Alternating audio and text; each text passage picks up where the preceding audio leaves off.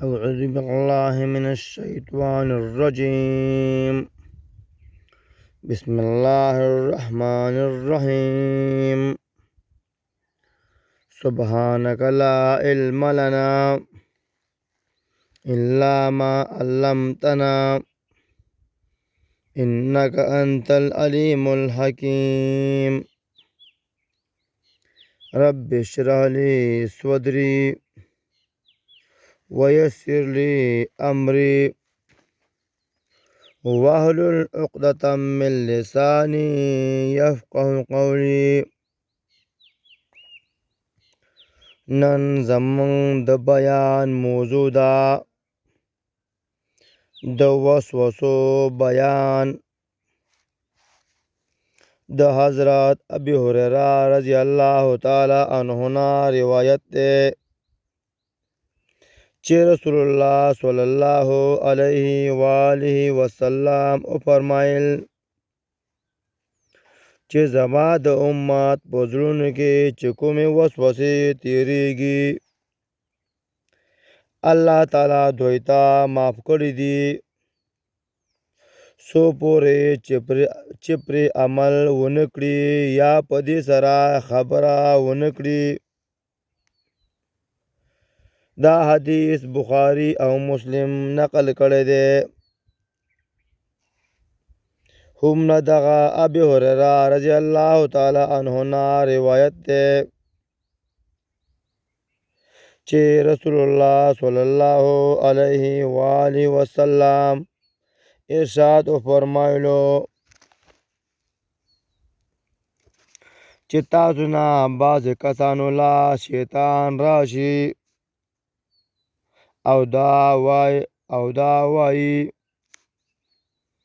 چې فلانه شی چا پیدا کړی دی تر دې پورې چې بیا دا وایي چې ستا رب چا پیدا کړی دی.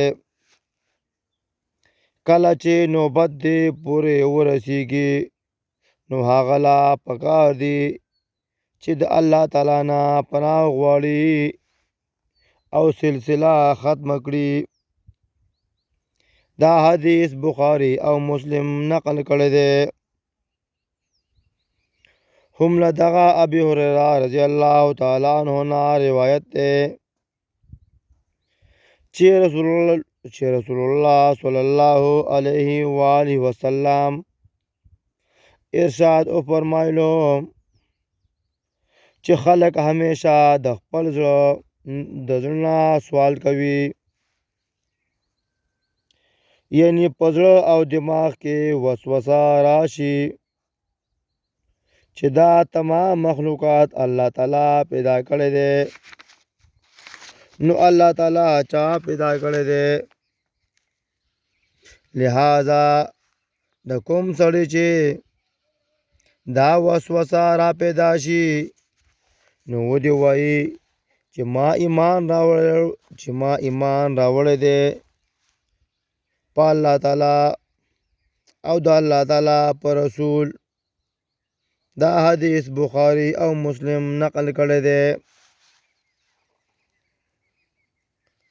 د حضرت انس رضی الله تعالی عنہ نا روایت دی چې رسول الله صلی الله علیه و آله وسلم فرمایل چې شیطان د انسان پر رګونو کې داسې منډې وهي لکه سرنګ چې وینا چلن کوي په رګونو کې. دا حدیث بخاری او مسلم نقل کړی دی. د وسوسې په باره کې ارشاد نبوي صلی الله علیه و آله وسلم ذکر شو او دا خبره څرګنده شوه چې شیطان علیه اللعنت د انسان په بدن کې د ګرځېدلو پوره قدرت لري او د هر قسم رذالت او شیطانت د منشاوي تر دې پورې چې د گمراه خلکو نه د حق لاره و تر دې پورې چې د گمراه خلکو نه د حق لاره ورکړې ده او په خپله ګمراهۍ کلک ولاړ دي چې آخر انجام یې د غم نه سوا هېڅ نشته. بهرحال رسول الله صلی الله علیه وسلم د دې قسم خیالاتو دفع کولو دپاره جوابات فرمایلي دي او د ټولو نه آسان جواب دا دی چې آمنت بالله ورسوله، یعنی زه ایمان لرم په الله تعالی او د رسول، یعنی زه ایمان لرم په الله تعالی او د الله تعالی په رسول، او دا رنګ په ظاهر صورت دا لعنتي انسان ته د انسان په شکل د لغزش دپاره مخې ته لا راځي او په دې ډېر دلایل موجود دي. بهرحال رسول الله صلی الله علیه وسلم فرمایي چې انسان ته شیطان وایي چې مخلوق الله تعالی پیدا کړی دی. نو الله تعالی چا پیدا کړی دی؟ په دې هکله د یو بزرګ واقعه ده. فرمایي چې امام ابو حنیفه رحمت الله علیه ته یو ګمراه راغی او څو سوالونه یې ترې وکړه چې په یو سوال یې ترې دا وکړو چې هر یو شی چې وي نو د هغې نه مخکې هم څه وي، ته دا ووایه چې د الله تعالی نه مخکې څه شی دی. حضرت امام ابو حنیفه رحمت الله علیه د نورو سوالونو جوابونه هم ورکړه او د دې سوال په جواب کې ورته وفرمایل چې د 4 نه مخکې څه دي. هغه وویل امام صاحب د 3 نه مخکې څه دي؟ ګمراه ورته وویل 2. امام صاحب بیا تپوس وکړو د 2 نه مخکې؟ ګمراه وی 1. امام صاحب د 1 نه مخکې څه دي؟ هغه بدبخت وویل د 1 نه مخکې هیڅ شی نشته. امام صاحب وویل بدبخته، الله تعالی یو دی او د 1 نه مخکې هیڅ نشته. د حضرت ابي هريره رضی الله تعالی عنه نه روایت ده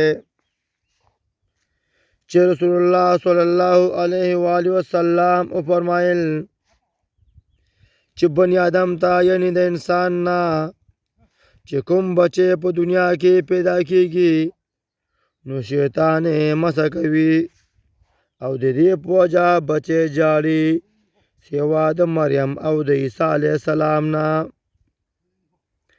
دا حدیث بخاری نه او مسلم راغستی دی. د دې ارشاد مبارک تصدیق هر چاته کېدی شي، ځکه داسې کور نشته چې بچی پکې نه پیدا کیږي او داسې بچی نشته چې په وخت د ولادت کې چغې او آواز نه پورته کوي. معلومه دا شوه چې دغه وخت هم شیطان بچی ته د ضرر رسولو کوشش کوي او د حضرت عیسی علیه السلام او د بیبي مریم پاک کې شاید چې د حضرت مریم مور بیبي د دعا د قبولیت نتیجه وي، ځکه چې قرآن مجید کې د دوی دا دعا ذکر ده انی اعوذها بک وذریتها من الشیطان الرجیم.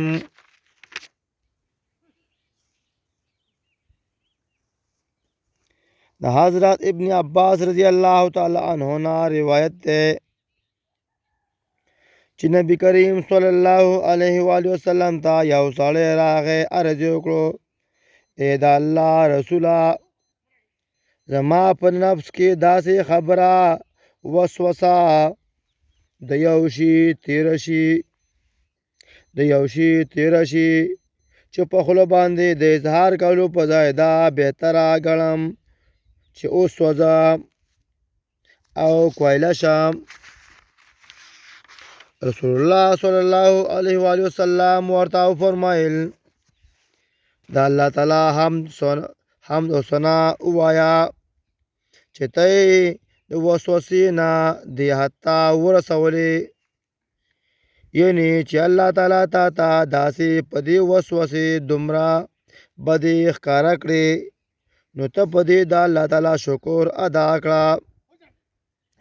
دا حدیث ابو داود راغستی دی. الله تعالی دې موږ د قرآن او د احادیث په لار روان کړي. السلام علیکم ورحمة الله وبرکاته.